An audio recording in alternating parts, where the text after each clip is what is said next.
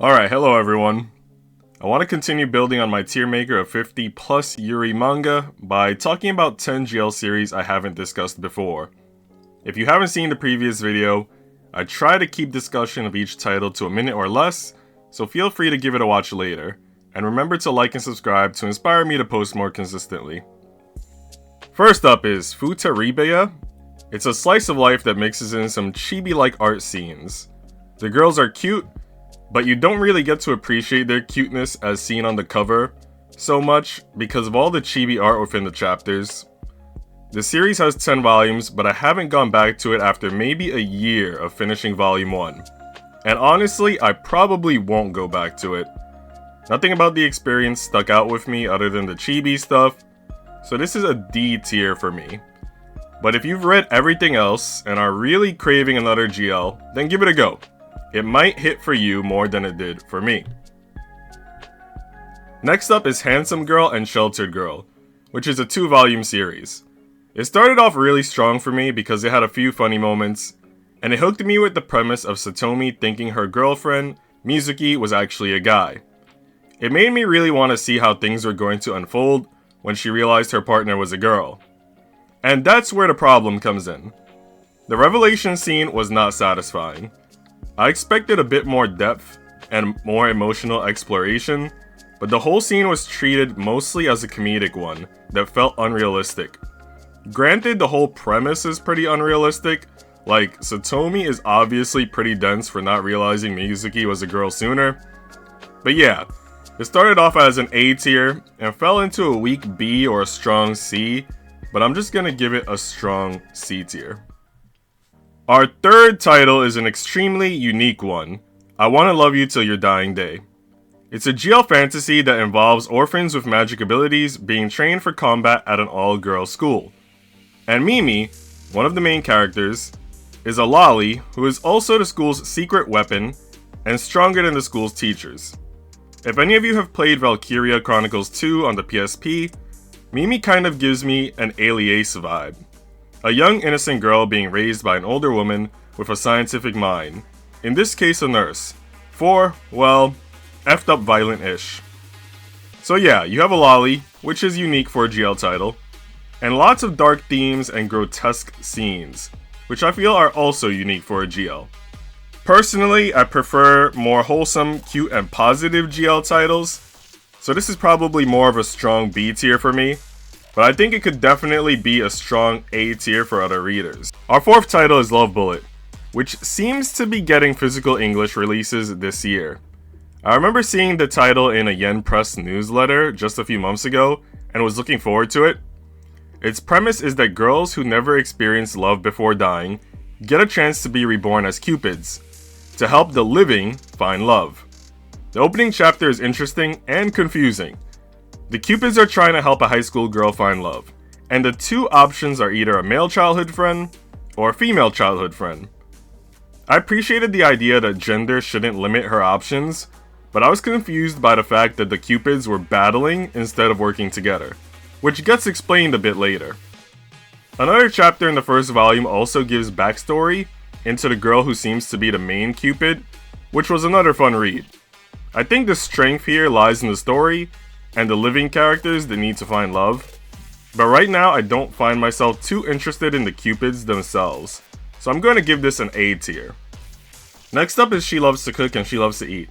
This is also a unique title in a sense because some of my friends who are lesbian and bi said most GL titles feel like they are published to appeal to kinks and fetishes, but She Loves to Cook and She Loves to Eat actually feels like a realistic and respectable take on a lesbian romance. I can kind of see what they're saying too. It feels pretty slice of life, which doesn't usually fit my interest, but I appreciate that the two female protags are comfortable with each other and complement each other well, which allows their romantic feelings to develop naturally. I think for my friends this would be S tier, which means it's probably S tier for other readers depending on what you're looking for. But since I usually need more drama or comedy, or a little something extra to hook me into the plot, I think this is more of a strong B tier for me. And yes, my tier maker is based on personal taste and opinion, although I am willing to acknowledge it would be higher for other readers. Next we have Goodbye My Rose Garden. It's a 3-volume series that starts with a hot blonde asking her Japanese maid to kill her. Really saw some mysterious stuff there. I think its strongest selling point is that Alice, the blonde, is put under a lot of pressure to marry an arranged male partner. Family reputation is strongly at stake, since she comes from a family of nobles. So I think, in a sense, this could be a good title for any readers who have once struggled to come out, if they want a series they can somewhat relate to. I think the ending was also a good wrap-up from what I remember, which is usually not easy to say for most titles, since sticking the landing is challenging. Overall, I might give this title a weak A tier. Our 7th series is Throw Away the Suit Together. It's a 3-volume series about 2 girls who are tired of city life. One of the girls has failed several interviews and is losing confidence in her prospects. So she's finally like, F the resumes, F the job applications, and she throws it all away. And her partner move away to an island where they can spend more time together and tackle whatever obstacles life brings next. I 100% respect the vibe of moving to a completely new environment for a much needed lifestyle change. That said, the manga also shows that life isn't always that easy. City life may be hard, but life can be just as challenging on a less inhabited island for someone who didn't grow up there and may not have the connections, skills, or education needed. I think I'm going to give this one a strong B tier. And to clarify, I think I could have given it an A tier if there were just a few more volumes to show them overcoming their challenges. Like maybe moving back to the city for a bit, but eventually going back to the island and finally having life take off there. I don't fully remember the ending, but I just remember feeling like the struggle never actually ended for them. Next is Rainbows After Storms. It's a 13-volume series, and right now I'm halfway through it. It focuses on an already established relationship between 2 girls, with a flashback chapter so you can see the confession that led to their dating. Each chapter usually has some sort of charming scene, like matching bracelets, spoon feeding each other, or some other cutesy gimmick, with a repeated reminder of the fact that they are hiding their relationship from the other girls in their friend group. Also, Chidori, the girl with the black hair, is a short stack with F-cup opie. So that's pretty S tier for me, along with the cute, wholesome, relaxing vibes I mentioned earlier. Unfortunately, the series does get less interesting as time goes on. Some of my friends dropped it after the first volume or two, and I do feel like I'm kinda enjoying it, but also forcing myself to continue to read it to some extent. I'm gonna give it a weak B tier, but I have a feeling this might be C tier for some readers. Our 7th title is The Two of Them Are Pretty Much Like This, which is a 4-volume series. It reminds me of She Loves to Cook, She Loves to Eat, in the sense that we are focusing on a slice of life story with 2 characters who are both adults. I think this is another title my friends would feel is somewhat realistic. I say somewhat because the confession flashback was the only part that struck me as possibly unrealistic, since Waco meets Ellie after she just got dumped by her boyfriend and basically says, "How about you just date me instead?" And I don't remember if they ever established if Ellie was bi or how she managed to jump from an ex-boyfriend to a much younger girl spontaneously and instantly. The art is okay, Waco is very cute, but the manga was missing that little extra something I needed, like some more humor mixed in.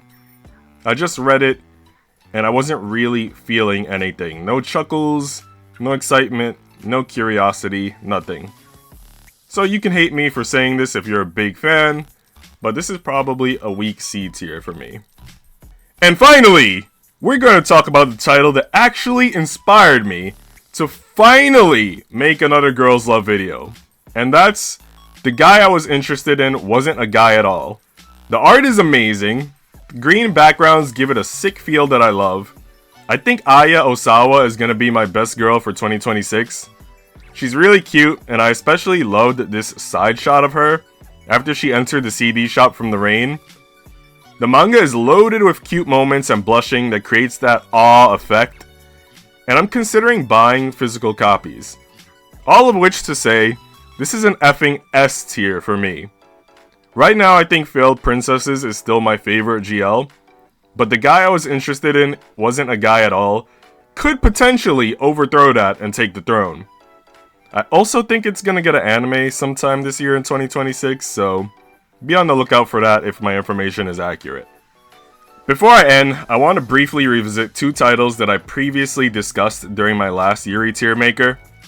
I gave The Moon on a Rainy Night an S tier after reading the first volume, because it focuses on a girl with a hearing disability, which is unique, and presented lots of emotional obstacles for the characters to potentially overcome. Recently, I've read another 4 or 5 volumes of the series, and I have to say, it is really holding up. I would still give it an S tier. Whenever I finish a volume, I'm always eager to read what happens next. New characters get introduced along the way for added drama, as well as some more wholesome scenes, and I'm really hoping more of these release and get translated soon. If you didn't hear me recommend it wholeheartedly before, then definitely take my advice now and give it a read. And the second title is The Summer You Were There, which I recently finished. Before, I mentioned that Volume 1 made the ending seem predictable since it was obvious that the brunette girl is very sick, but what I couldn't predict was how powerful the journey was going to feel. There were a number of scenes and quotes that struck a chord with me and got me a bit teary-eyed. I made one of my friends laugh when I told her about how I was getting teary-eyed and said, "I know you like to think of me as a tough guy, but this got me teary-eyed at least 3 times." So I think I would move this up from an A tier to an S tier because it definitely provoked an emotional response and unfolded in ways I both predicted and couldn't have predicted. It's only 6 volumes, so definitely read it since you'll probably really enjoy it and it won't take much time.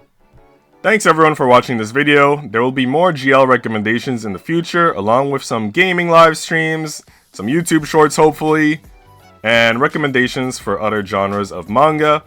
Also, if you're looking to connect with fellow fans of GL manga or just anime and games in general, feel free to click on the Discord link in the description and reach out to me or any other active community members anytime. See ya.